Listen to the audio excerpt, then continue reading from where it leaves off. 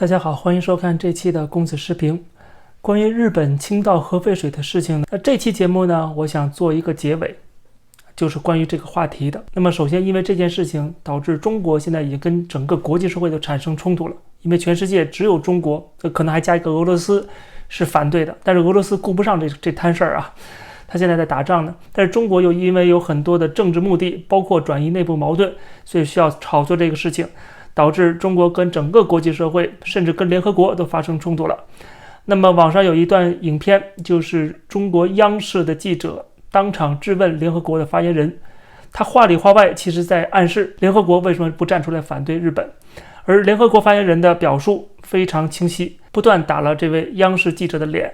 我们可以一起来看一下。Any position from the Secretary General on the release of that report? The Secretary General has complete faith in the IAEA's expertise, impartiality, and professionalism. How could they call this report comprehensive? Again, we have faith in the expertise of the International Atomic Energy Agency, and I just refer you to the contents of the full report. But who would be responsible if there's something go wrong? Any further questions you can ask to our colleagues at the IAEA. Does the Secretary General think IAEA should bear the responsibility? As with all hypothetical questions, I don't engage until No, the it's thing, not. It's not the thing that you're hypothetical saying because happens. we're trying to figure out what we're going to do in the future if something happens. We would take the matter up at that point. 这段对话很有火药味，这个记者很明显他是话里有话的，他背后其实是在质疑，但是他自己又没有做足功课，并且他的质疑又带有一点无理取闹，所以导致他的这些攻击都被联合国发言人给化解了。联合国发言人讲得很清楚，他们下属的机构专门负责这个项目的就是国际原子能机构，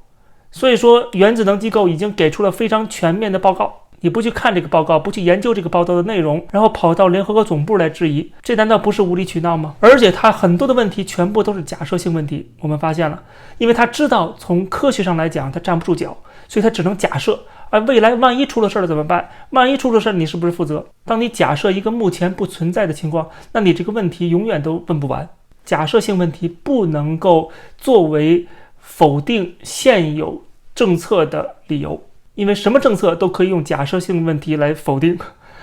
那就没有任何意义了，对吧？这个发言人也可以说，那万一你错了呢？所以假设性问题在这个场合明显是没事找事儿，他应该有一份证据说一份话，你应该去质疑具体的你这个操作当中哪些问题，而不是说这种假设性的。那么除了这段影片以外，还有另外一段影片也想跟大家分享一下，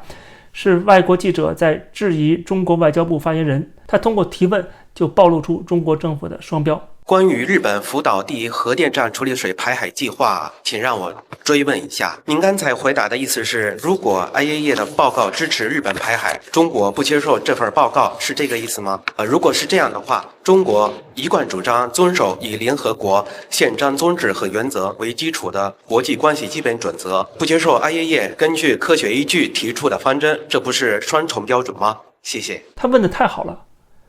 你中国政府口口声声说你尊重国际规则，你是一个负责任的大国，那好了，现在联合国的机构已经给出了一非常详尽的报告，批准了日本这么做，为什么你还反对呢？你就算反对，你拿出一个你自己的报告来也可以，对不对？你没有啊，你只是张嘴就来否定国际原子能机构的认证，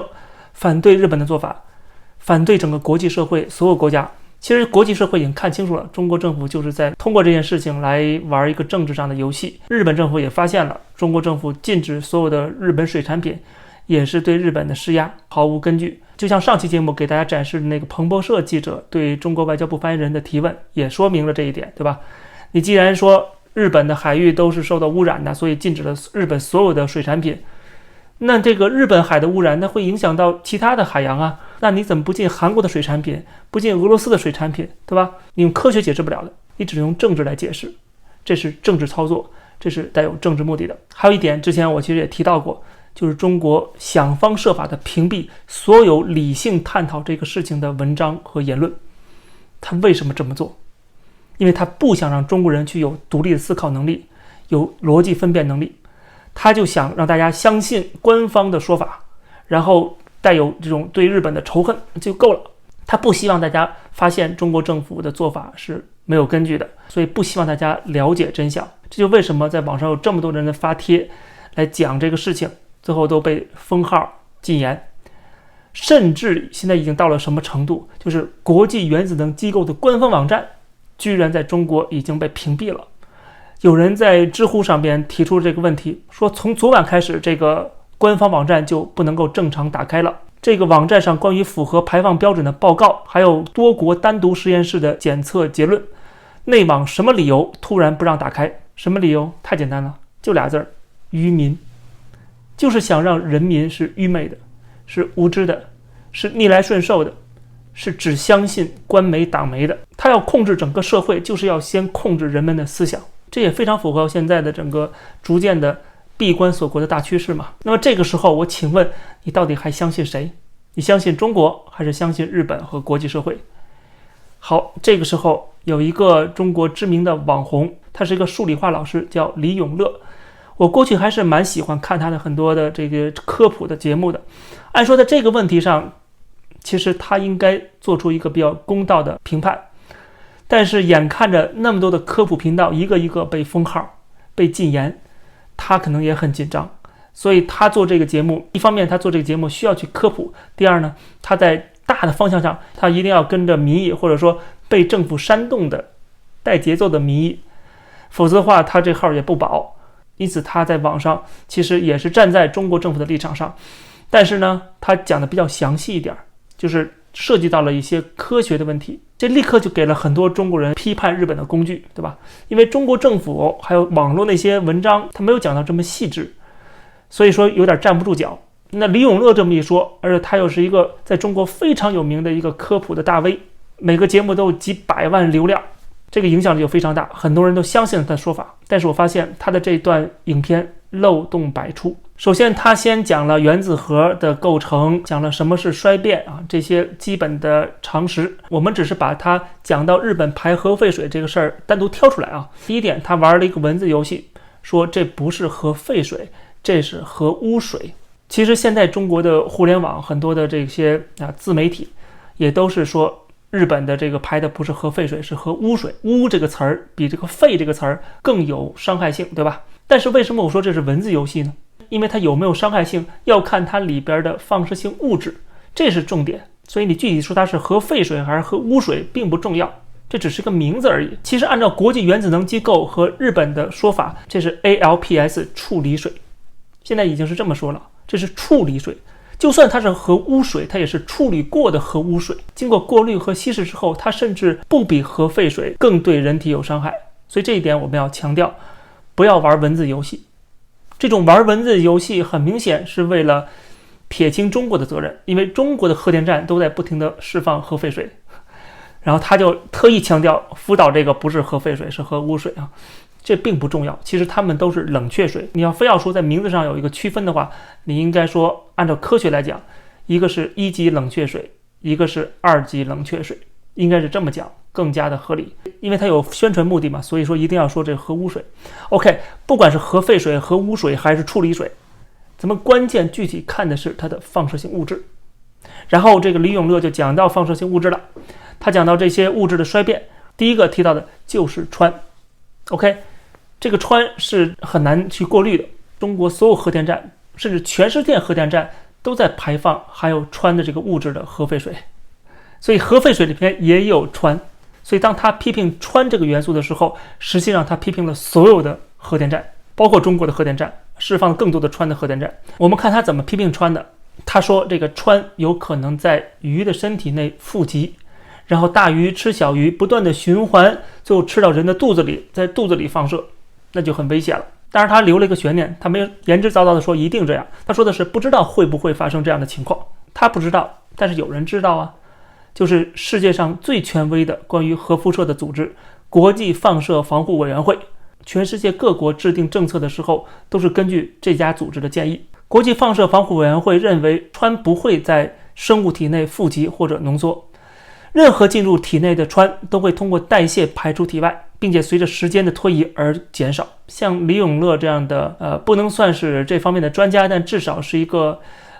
比我们要懂得多的人，他居然连这个都没去查证一下吗？要不然说明他这个准备工作根本没做足，要不然他就是揣着明白装糊涂。然后我们再看他另外讲到一个所谓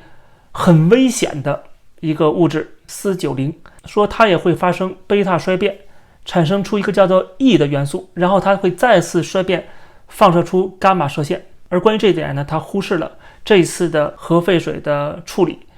经过 ALPS 的处理，铯90的浓度将会被降低至10亿分之一，完全符合国际安全标准之后才会释放到环境当中。而李永乐也没有提到这一点，李永乐又想方设法的在这里边挑了一个毛病，但实际上也算不上毛病啊。他就说抛开剂量谈毒性都是耍流氓，所以说你必须要谈剂量，不能只是谈毒性啊。其实这句话等于否定了他刚才之前一直说这些毒性多大的这个。然后呢，他说这个剂量，而其实剂量本身就是这个日本当局一直在强调的这一点。然后李永乐说剂量取决于2个因素，一个是浓度，一个是总量。浓度毫无疑问是经过大量稀释的，它经过过滤降低到安全标准之内以后，然后还要经过100倍的稀释，所以说李永乐也承认这个浓度不高。然后他提到一个总量问题，有100多万吨，确实是非常庞大。可这一点恰恰已经被解决了，因为日本已经讲到了用30年的时间去慢慢的释放，所以每年的释放的量是很少的。然后李永乐却还在质疑说可能通过食物链或者水循环进入人体，那这样的话那就不是针对日本了，那你就是针对所有的核电厂，对吧？所有的这些核电站每年释放的远远超过日本，对吧？你说总量的话，未来30年中国向大海里排放的这个核污水，这个总量远远大过现在福岛拥有的100万吨呢。所以李永乐在这问题上还是没有讲明白日本的福岛的问题到底在什么地方。他最后给出了一个很好的解决办法，这个我也承认，这个在网上也能够查得到。有些人提到的这个点就是说放进水泥里边，然后把它放在地底下。但是因为第一这个成本很高，第二日本的东电本来的厂区就不大，它放不下，日本的国土面积也很小，人口密度也很大。听说有一个国家地大物博，而且它又是全球第2大经济体，每年 GDP 远超日本，而且这个国家的政府又特别的关心自己的人民的健康。我就奇怪了，这个国家怎么不去帮日本去完成这项任务呢？这样的话海水也不会被污染了，他们关心的14亿人民的健康安全不都得救了吗？这个国家又有这个能力去做到这一点，为什么不这么做呢？就像李永乐自己说的，这不就是建一个大水池而已嘛，你不去做是舍不得钱，还是不关心自己的人民呢？最后我还是要多说一句，向大海里排放核废水，这不是最好的办法，但是这是最不坏的，也是最可行的办法。比如说刚才讲到用水泥罐的方式啊，我说中国怎么不出手来拯救人类，当然这是一种调侃。实际上日本给出的理由并不是说他们怕花钱，成本太高，他们给出的理由还是科学上的，就是水泥在搅拌的过程中氚这个元素可能会蒸发到空气中，难以控制。今天仍然可能有争议，总是会有一些专家学者或者是民间社团站出来反对，然后各有各的理由。任何事情都会出现这种情况，包括建核电站本身这个动作，在国际社会就早就是吵翻天了。有争论并不是件坏事，只不过我觉得这些争论首先都应该实事求是，第二就考虑到现实的可操作性和可行性。关于这个话题我想也就告一段落了，这期节目就跟大家先聊到这儿，感谢大家收看这期的公子时评。如果大家喜欢这个节目，欢迎订阅这个频道，还有就是加入会员，可以收看会员专属的影片。我们下期节目再见。